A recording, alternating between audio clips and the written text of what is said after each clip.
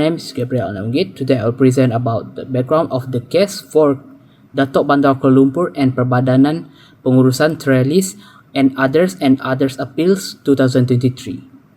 This case arose from a judicial review application challenging the Datuk Bandar Kuala Lumpur's decision to grant planning permission for a development project within Taman Rimba Kiara, which is a public park. The respondents, comprising nearby residents and property owners, argued that the decision violated the Federal Territory Planning Act 1982 and was tainted by conflict of interest. They sought to quash the development order on ground of illegality, irrationality, procedural impropriety, and breach of natural justice. Although the High Court dismissed the application, the Court of Justice reversed the decision and granted a judicial review, leading to further appeals to the Federal Court. So, what are the importance of the remedies that was granted by the court? So, the first one is certiorari or quashing the development order. By cancelling the planning permission, the court made it clear that the authority must follow the official Kuala Lumpur Structure Plan and the Federal Territory Act. This restores the parks to its previous state and prevents any unlawful use of public land. It also sends a strong message that the authority or the officials cannot simply ignore the rules. Next is on the declaration effects of the court finding. Even without a separate paper declaration, the court's declared judgment spells out exactly why the order was illegal, why it broke the rules on conflict of interest, and why the reason must be given at the time of the decision. This clear statement guides future decision makers so that they would understand the steps they must follow when granting or refusing future planning permission. Last but not least, the court grants cost order and reward those with real standing and will discourage baseless claims. The residents who successfully challenge the order will have their legal fees covered. However, the management bodies without proper standing will receive no cost. This balance ensures that only genuine grievance party will reach to the court and that the public resources will not be wasted on improper challenges. Together, these remedies uphold the rules of law, promote transparency and accountability, and deter any future abuse of planning powers. They will protect public spaces and reinforce trust that decisions affecting the community will always remain within clear legal limits. Assalamualaikum and very good day. I bid to Dr. Iliana. My name is Ahmad Yusof with a matrix number of 074620. So today I would like to explain about the significance in this case. So in this case, Datuk Bandar of Kuala Lumpur and Perbadanan Pengurusan Tralis, where the court reinforces that the judicial review is available to challenge decision of public authorities that are ultra-vires, irrational or procedurally improper, not merely unwise or unpopular. Also, this shows that anyone who acted beyond their power never exert the supremacy of such position. Thus, anyone who holds the higher hierarchy must be bound by the law substantially and procedurally.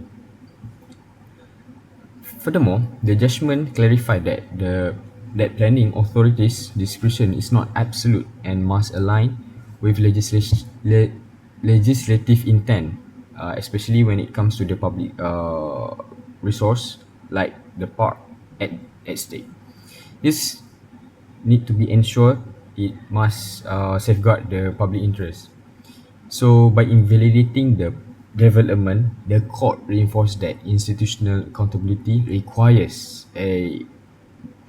balancing economic interests with environmental preservation and community rights. Furthermore, the court also reinforces the duty to avoid bias, which in this case, the ruling strengthens the principle that the conflict of interest or even the appearance of bias can render the administrative decision invalid. Whenever the conflict of interest happen in any duty or task, it will disrupt the integrity and cause unfair in decision making. So in this case, where Datuk Bandar of Kuala Lumpur held triple roles, which first is as the land approver, and then the Datuk Bandar also one of the board of Yayasan Trustee, and the Datuk Bandar also has the position to decide or to grant the permission on the land. This actually been stated by the court that overlapping roles that intertwine the Datuk Bandar as land approver, beneficiary and regulator to the project on the said land. I also opine that and suggest that there should be procedural transparency and duty to give reasons by Datuk Bandar, because it is a must and it is a need for the duty to disclose, because Datuk Bandar failed to disclose his triple role to the court initially. And then the judges emphasised that full disclosure is critical for judicial review as it follows courts to assess compliance with statutory duties. Furthermore, regarding the institutional limits and accountability, it demonstrates that even the powerful public authorities like the Datuk Bandar himself must act within the bound of their legal powers and are accountable to the courts. So in this case, that the Datuk Bandar argued that the Kuala Lumpur structure plan was not binding, and instead he relied on an absolute or outdated of Comprehensive Development Plan 1967. This contravention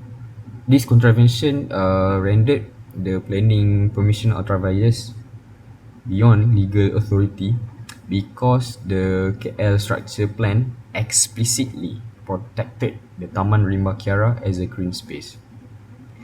And in addition, the Datuk Bandar himself could not justify on what basis he was relying on or departing from the KL structure plan.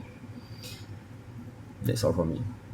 Next, we will talk about how the case reflects the principles of administrative law in Malaysia. One of the things that we can learn from this case is that administrative law enforces statutory compliance.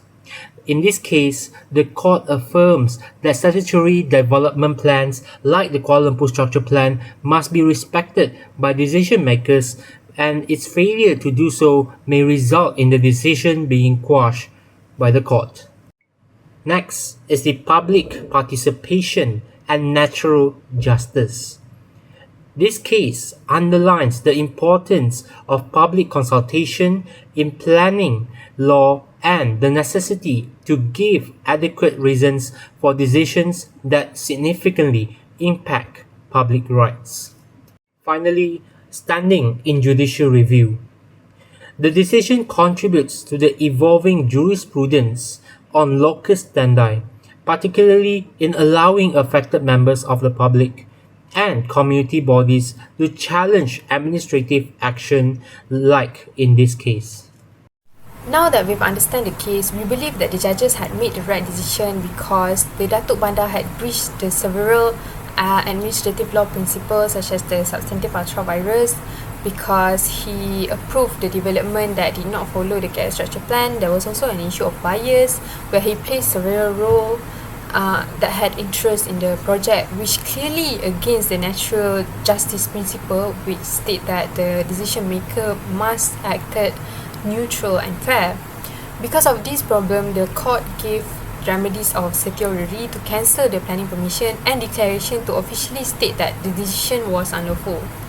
Other remedies such as mandamus would not fit in this case because it is not about forcing the authority to act, it is about cancelling the wrong decision that had been made by the authority. The judicial review was also rightly allowed because the residents were clearly affected, and the strongest ground here is illegality and bias, which is more than just a procedural issue. This follows what we have seen in a case like CCSU against the Minister of Civil Service and Sri Lempah, where court steps in when discretion is misused. So overall, the judgment shows us that the court can provide few remedies according to the case, and the applicant must have local standi to bring the case for judicial review.